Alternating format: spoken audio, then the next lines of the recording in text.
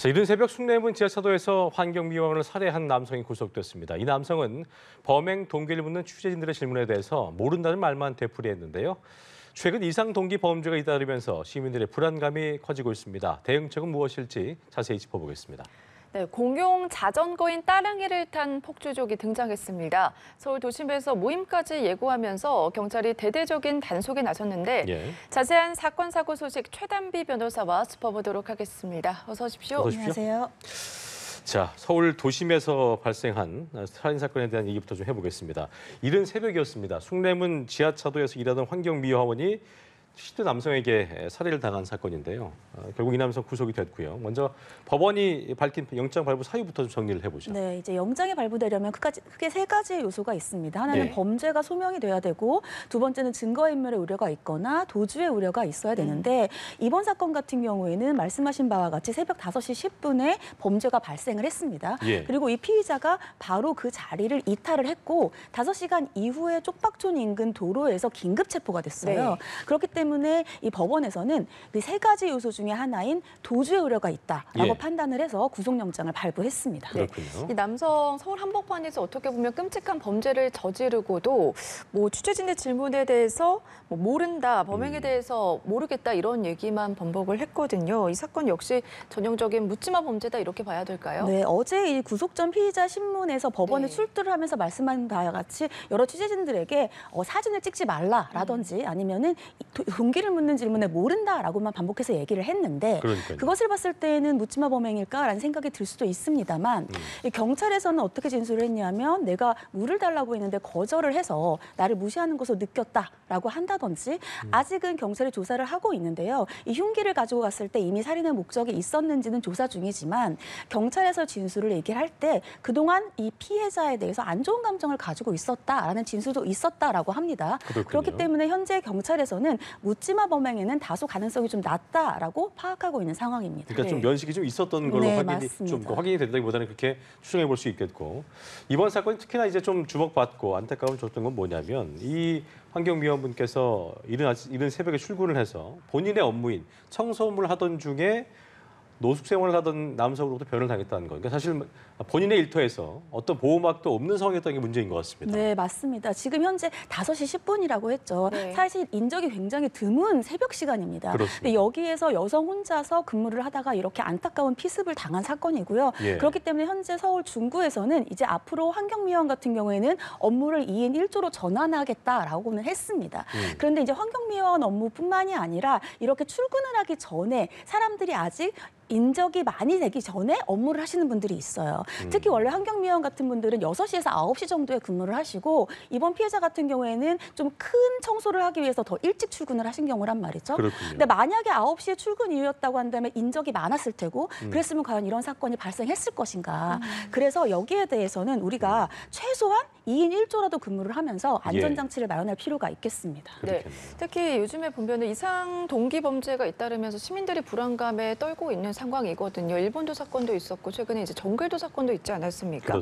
보니까 지난해부터 올해, 그러니까 3월까지 이상 동기 범죄가 총 53건이 발생했는데 이건 좀 어떻게 받아들여야 되죠? 네, 그러니까 이상 동기 범죄라는 게 말씀하신 것처럼 이유가 없이 저지르는 범죄를 얘기를 합니다. 근데 말씀하신 것처럼 최근에 이상 동기 범죄가 굉장히 증가를 했어요. 근데 단순히 예를 들면은 53건에서 발생을 더 많이 했다라는 게 문제가 아니라 53건 중에서 41건이 공개된 장소에서 발생을 한 거예요. 말씀하신 것처럼 일본도와 관련된 것도 범행의 장소가 그 근처에 있는 사람들이 많이 지나다니는 도로였단 말이죠. 그렇기 때문에 일반적으로 우리의 주거지라든지 공공장소에서 얼마든지 이러한 이상동기 범죄가 발생할 수 있다는 것이 더욱더 안전에 대한 위협으로 다가오는 상황입니다. 그렇기 때문에 지자체라든지 국가적인 차원에서 생활 밀착형인 안심정책이 필요한 거예요. 그래서 생활 밀착형인 안심정책을 더욱더 시급하게 대책을 마련할 필요가 있겠습니다. 지금 말씀하신 생활 밀착형의 안심정책, 그게 필요한데 지금 서울시가 지난해 11월에 이른바 이게 다다다 대응 요령인데 달린다, 피한다, 신고한다. 사실 얼핏 들으면 당연히 그런 생기면은 달려야 되고 피해야 되고 신고한다고 하지만 그 상황에 따라서 이게 쉽지 않을 수 있고 사실 한편에서 시민들한테만 자구책을 요구해서 되겠느냐 이런 비판의 목소리가 나오고 있는데 실질적인 보호 대책 어떻게 좀 필요하다고 보세요? 이 다다다라고 하는 것이 지난 11월에 서울시에서 배포를 한 건데 말씀하신 것처럼 달린다, 피한다, 신고한다입니다. 저게 이제 당연한 얘기죠. 해외에서 테러와 관련된 대응 방안을 이제 참고해서 우리나라에 맞추어서 만든 것인데요. 사실은 시민들에게 자체적인 행동 요령을 이제 배포했다는 것의 의미는 있지만 또 한편의 지적은 어떤 것이냐면 시민에게만 자구책을 마련하라라고 얘기를 하고 있는 것으로 또 보인다는 비판도 그러니까요. 있어요. 그렇기 때문에 말씀드린 것처럼 이상 동기 범죄는 우리가 언제든지 노출될 수 있고 동기와 관련 없는 범죄이기 때문에 단순히 자구책만으로 이루어질 수는 없습니다. 그래서 범정보적인 차원에서 먼저 왜 이런 이상 동기가 발생하는지에 대해서 그렇죠. 분석이 필요하고요. 예를 들자면은 취약계층이라든지 소외된 계층들에 대한 문제라든지 이런 것들에 대해서 분석을 하고 여기에 대한 정부적인 대책도 함께 마련되어야지 다다다 같은 경우에 시민에 대해서만 자구책을 마련하는 것은 근본적인 해결책은 되지 않겠다라는 생각이 듭니다. 네, 조금 더 실효성 있는 대책이 필요해 보이는데 그렇습니다. 시민 안전을 위협하는 또 다른 사례도 좀 짚어보도록 하겠습니다. 따릉이 폭주족 집합 서울시내 집결 예고한 그런 상황이었는데 보통은 이제 폭주족 하면은 오토바이를 떠올리잖아요. 그러니까요. 근데 최근 서울시 공유 자전거 따릉이로 폭주하는 이들이 늘면서 시민들을 위협하고 있다 이런 내용이 들어왔습니다. 어떤 내용이죠? 네, 말씀하신 것처럼 공유 자전거인 따릉이라든지 아니면은 공유 전동 킥보드 있죠. 이런 것들로 난폭하게 운전을 하면서 시민들을 위협하는 그런 사람들을 따릉이 폭주족이라고 부릅니다. 근데 이 중에서도 따릉이 폭주 연합이라는 게 있어요. 따폭연이라고 부르는데 이 사람들이 이제 SNS 같은 곳에서 난폭하게 운전하는 것들 영상을 올립니다. 영상을 올리면서 보행자들에게 위협을 가한다거나 굉장히 빠른 속도로 운전을 한다거나 아니면은 경찰을 따돌리면서 경찰을 조롱하는 것 같은 영상들을 올려요.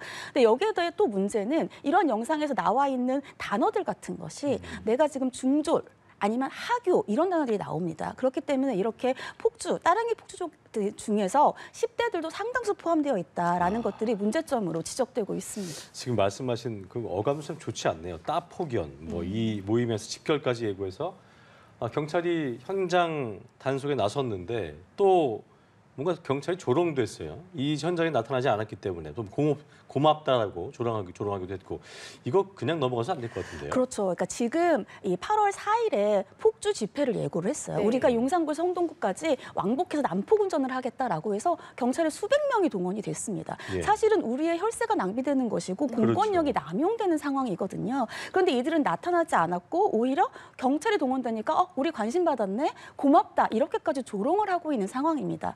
여기에 대해서 경찰도 지금 현재 법상으로는 제대로 된 처벌이 어려울지 몰라도 강력하게 대응하겠다라는 입장을 밝히고 있습니다.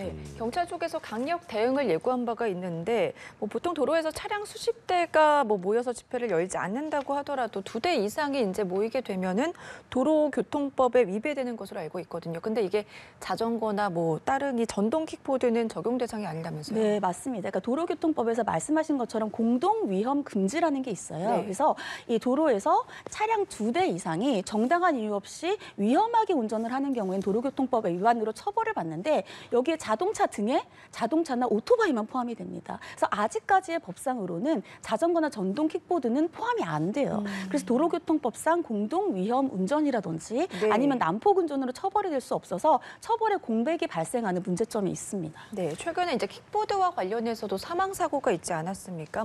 앞서서 자구책뿐만 아니라 현실적인 대책도 필요하다 이런 말씀해 주셨는데 어떤 대책이 가장 시급하다고 보십니까? 일단 기본적으로 말씀하신 것처럼 최근에 호수공원에서 산책을 하다가 사망하는 사건이 발생을 했었는데 여기에는 일단 법의 공백을 메꿀 필요가 있습니다. 아까 말씀드린 것처럼 공동위험 운전이라든지 난폭 운전이라든지 음주나 약물 같은 상황에서의 운전은 다 처벌을 받는데 지금 이 처벌에서 따릉이라든지 킥보드는 포함이 되어 있지 않아요. 그렇게 난폭해도 포함이 안 되는 거예요? 안 돼 있습니다. 그렇기 때문에 처벌의 공백을 일단 메워야 되고 두 번째는 지금 현재도 규정들이 있어요. 예를 들면 헬멧을 반드시 써야 하고 원래 운전면허가 있어야 전동 킥보드도 탈 수 있거든요. 근데 그런 것들이 되지 않기 때문에 현재는 경찰에서 이러한 부분들에 대한 단속에 나서고 있는 상황입니다. 지금 저런 영상 같은 건 정말 위험하잖아요. 저런 거를 처벌할 수 있는 건 없는 거예요. 현재 저런 영상을 올렸을 땐 말씀드린 것처럼 폭주와 관련되어서 처벌하는 공백의 규정이 있기 때문에 저것을 처벌할 수가 없는 문제점이 있는 거죠.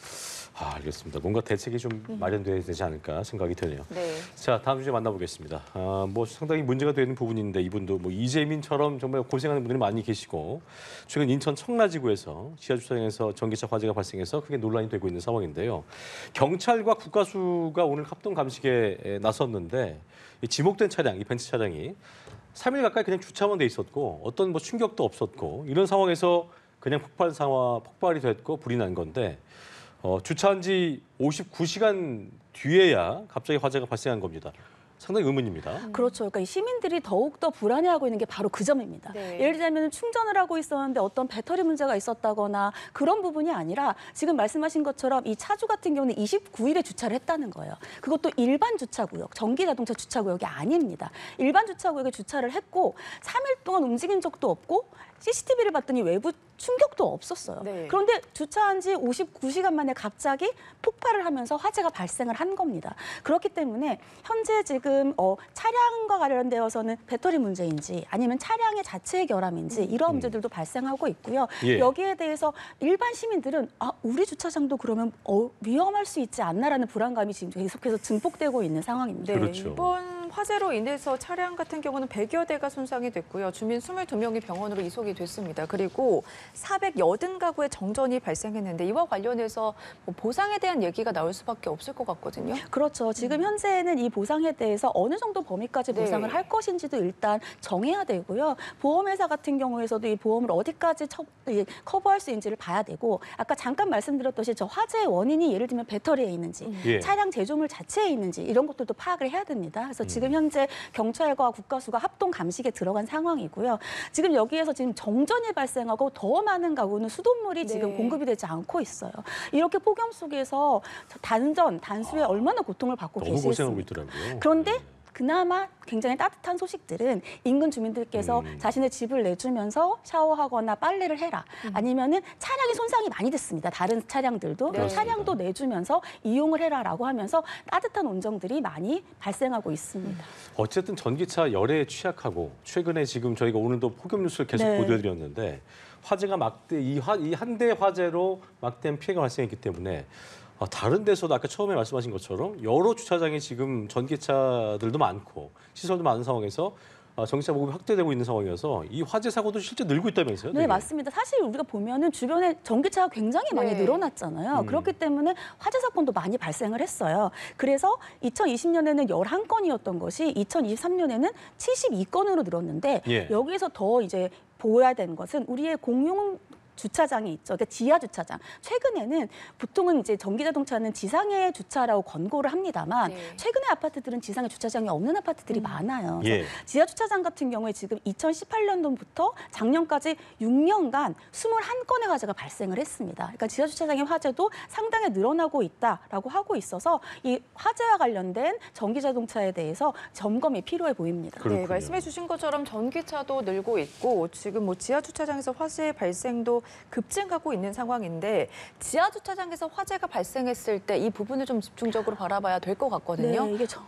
이 전기 자동차가 더 피해가 큰 것이 두 가지가 있는데요. 하나는 지하 주차장에서 발생을 했을 때 일반 자동차는 일반 우리가 보는 소화기로 끌 수가 있습니다. 근데 전기 자동차는 그 소화기로 끌 수가 없어요. 배터리 때문에 그렇게 안 되는 거죠. 그래서 자동차 자체를 넣을 수 있는 대형 수조가 있어야 되는데 그것을 소방차가 싣고 들어오기가 지하 주차장이 굉장히 어려운 거예요. 그리고 두 번째로는 이게 이 리튬 에너지가 폭발을 하면서 유독가스가 발생을 하는데 지하주차장은 환기가 그렇게 쉽지가 않기 때문에 유독가스에 대한 피해도 큽니다. 그래서 여기에 대해서 아예 구역을 다른 데로 서로 분리를 하든지 아니면 대형 수조까지 못 들어오더라도 대형 스프링클러 같은 경우에는 전기자동차 구역에 마련하는 등 그런 대책이 필요하다라고 지적하고 있습니다. 알겠습니다. 사건 이슈들 최단비 변호사와 짚어봤습니다. 오늘 말씀 고맙습니다. 감사합니다.